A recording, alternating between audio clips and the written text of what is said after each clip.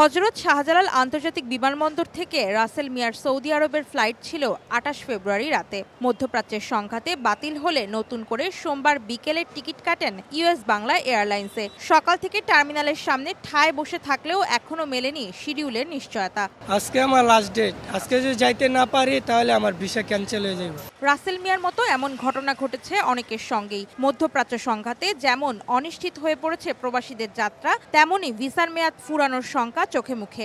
এখন যে সাময়িক সমস্যাটা বা অ্যাকুরেট যে নির্দেশনাটা এটা আমরা পাচ্ছি না বা পাইনি এখন। ভিসার মেয়াদ আছে আমার মাত্র 2 দিন, কালকা 3 তারিখ ভিসার মেয়াদ শেষ, তখন আমার তো ইমার্জেন্সি যাওয়া লাগবে। দুবাই, আবুধাবি ও শারজার এয়ারফিল্ড বন্ধ থাকায় সোমবার দুপুর পর্যন্ত মধ্যপ্রাচ্যগামী বিভিন্ন রুটে বাতিল হয়েছে শতাধিক ফ্লাইট। সৌদি আরব, জেদ্দা, রিয়াদগামী কিছু ফ্লাইটের নতুন করে শিডিউল দেওয়া হলেও এখনো অনিশ্চিত বাহরাইন, দুবাই, কুয়েত, দোহাগামী ফ্লাইটের সময়। বাতিল হওয়া ফ্লাইটের যাত্রীদের নিজ নিজ এজেন্সি কিংবা এয়ারলাইন্সের সঙ্গে কথা বলার পরামর্শ দিচ্ছে কর্তৃপক্ষ।